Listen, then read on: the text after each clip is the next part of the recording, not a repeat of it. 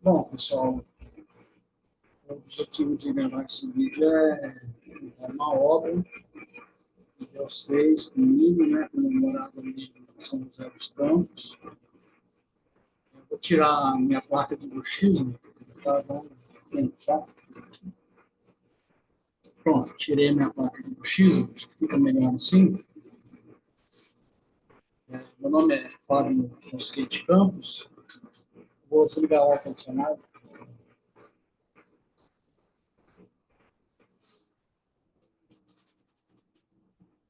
Pronto, eu desliguei o ar-condicionado. Meu nome é Fábio Mosquete Campos, eu estudei na PUC, em Campinas. Morei, morei ali de 1995 até 1999.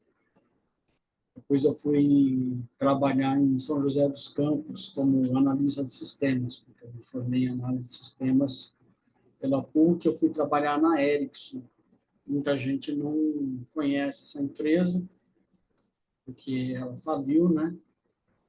Mas quando eu morava ali em São José dos Campos, eu dividi o apartamento com outro analista de sistemas. A gente está falando de coisa que aconteceu há 26 anos atrás, tá? Mais ou menos em 2000, por aí. Então, como eu morava ali, eu, eu até dia 25 de janeiro desse ano, de 2026, eu servi a Deus na congregação cristã no Brasil. E aí resolvi sair, né? Posso até gravar um vídeo explicando por que depois, mas tudo bem. Eu sou servo de Deus até hoje, né?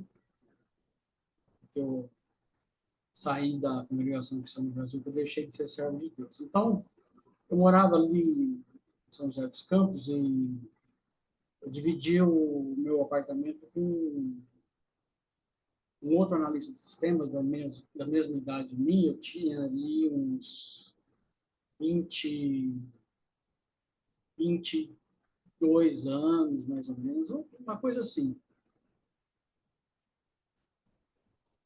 E ali, em São José dos Campos, no Vale do Paraíba, eu tinha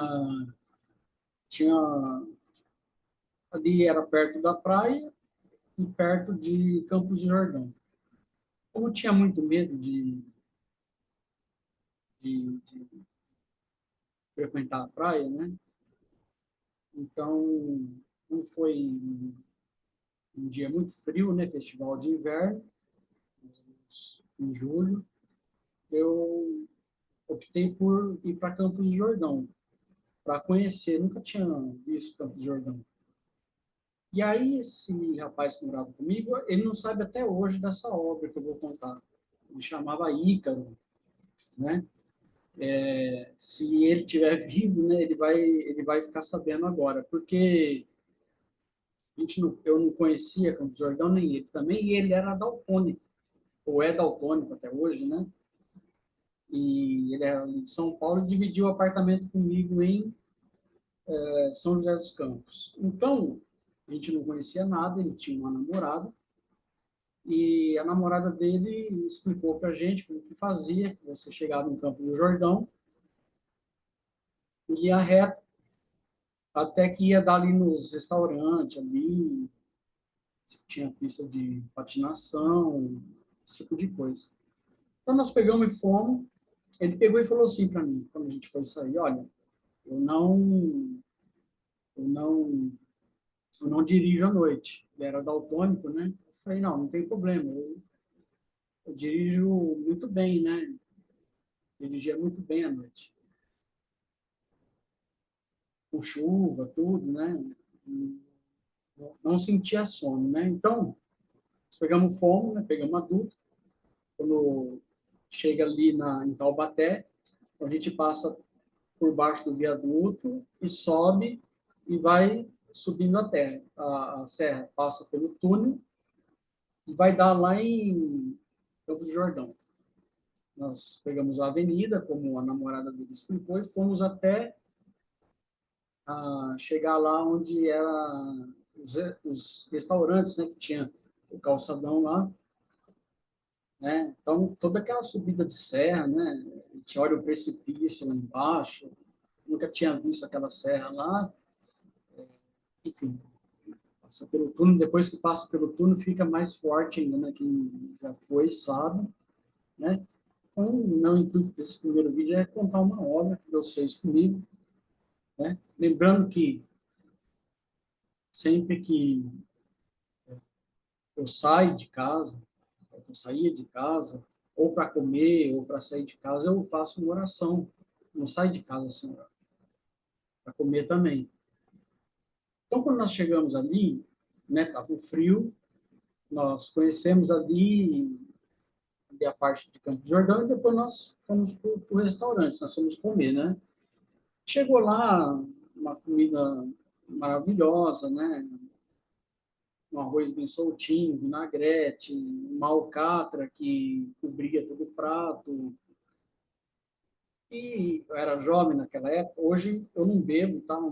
Nem gosto de bebida alcoólica. Não, graças a Deus, Deus me libertou disso aí. Eu não gosto de cerveja, eu não gosto, entendeu? Eu não gosto do gosto mesmo. Mas na época eu consumia uma cerveja, entende? Coisa assim.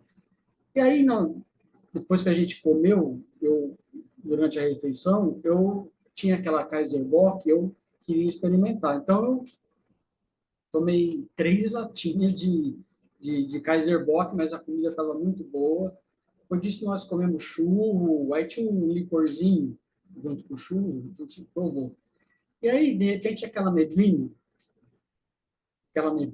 e aquele friozinho, sabe? Aquela neblina e aquele friozinho, e começou a me dar um sono muito forte. Eu não estava conseguindo parar em pé de tanto sono que eu estava. E aí, o que aconteceu? Eu falei assim, Ícaro, está acontecendo um negócio muito esquisito comigo. Eu estou com um sono muito forte. Eu não estou aguentando ficar de pé. Mas era garoto, né? Hoje eu tenho 48 anos de idade. Era garoto. Se fosse hoje, ficaria no hotel. Ganhava muito bem naquela época, né? Trabalhava numa multinacional, presente em 140 países. E aí, o Ícaro, ele era meio esquisito, assim, sabe? A hora que eu tinha um Monza, aquele Monza ele não dava alinhamento, não dava balanceamento, porque uma vez furou o pneu e a carroceria dele entortou, sabe? E aí, quando a gente entrou dentro daquele Monza, o Monza Classic 2.0, aquele modelo antigo, a gente começou a... Ele já pegou e já colocou o banco para trás e deitou, sabe? E aí, conforme fui indo para a avenida, eu precisava de 2 palitinhos de fósforo para deixar o meu olho aberto. E ele já estava roncando já. E eu estava agoniado. Falei, nem para conversar comigo não serve. E aí, eu continuei indo assim. Aí eu vi assim, volte sempre, né? Escrito. E daí eu saí. Aí eu não lembro. Acho que a gente faz uma. Acho que faz uma curva para a esquerda, eu acho. Faz tempo isso. Faz uma curva para a esquerda, aí ela é bem fechada, né? Aí uma curva para a direita, aí eu vi a curva, né? Aí eu fiz a curva e aí eu vi a outra curva que virava para cá.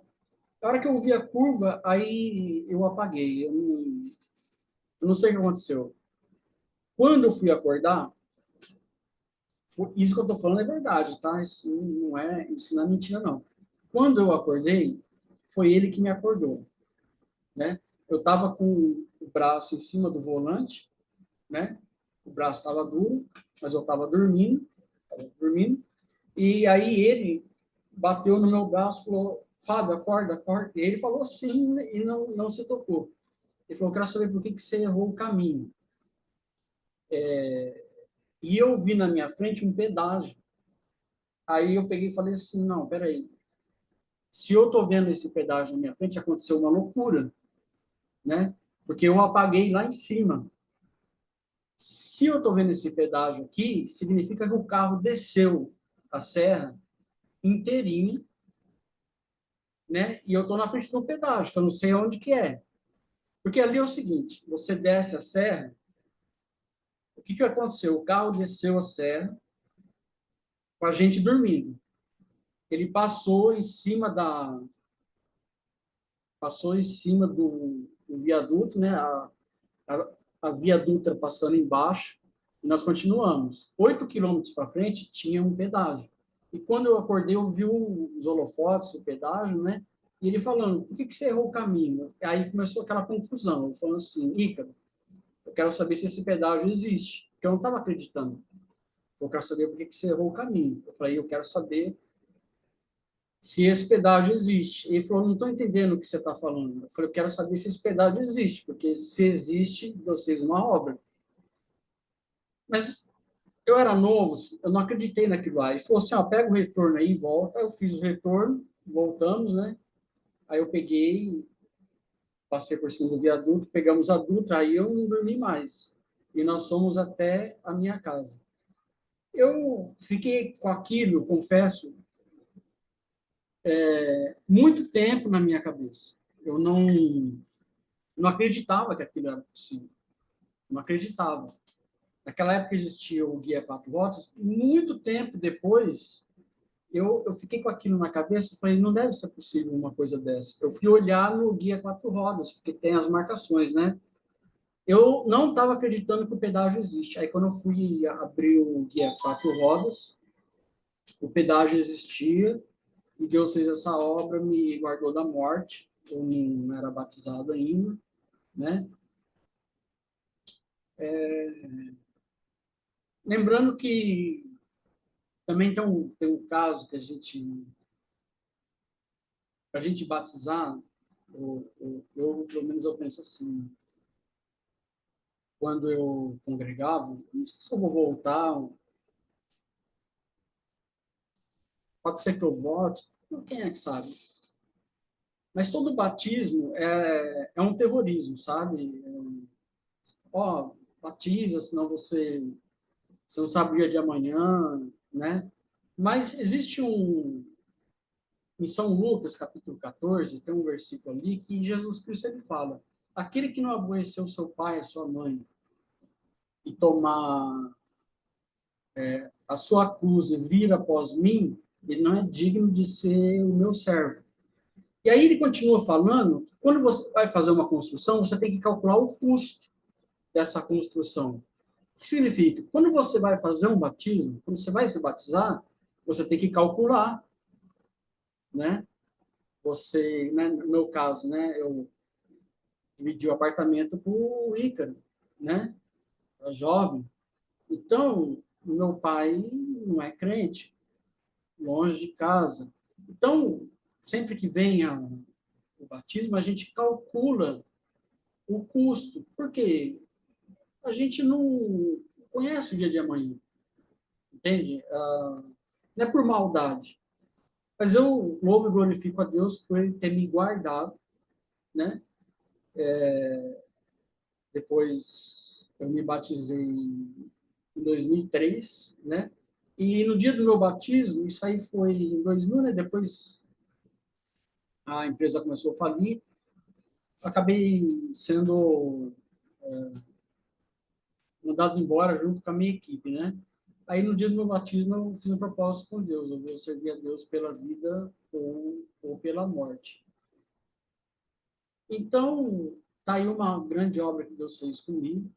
Eu vou, em outra oportunidade, vou contar outras obras, né?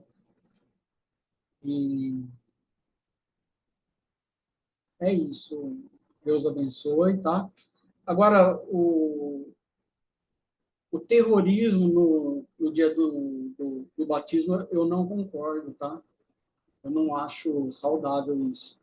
Acho que um jovem que não tem conhecimento, não entende o que está fazendo, ele pode se batizar e depois ele pode cometer um erro, né? E, sabe, essa história de falar assim, que a gente que a gente peca e depois a gente entra na igreja, vem aquela palavra que Deus está perdoando. Olha, eu vou ser bem honesto, eu não eu não caio nessa, tá? Mas graças a Deus que Deus me guardou. Depois eu tenho obra da bomba de chocolate envenenada que eu comi dentro da Edson, tá?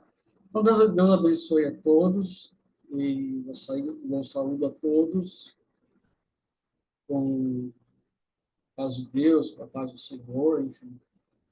E o nome de Deus está sendo glorificado. Glória ao santo nome do Senhor. O nome do Senhor, meu Deus, seja sempre louvado. Amém. Agora é a primeira vez que eu gravo, eu não sei onde que...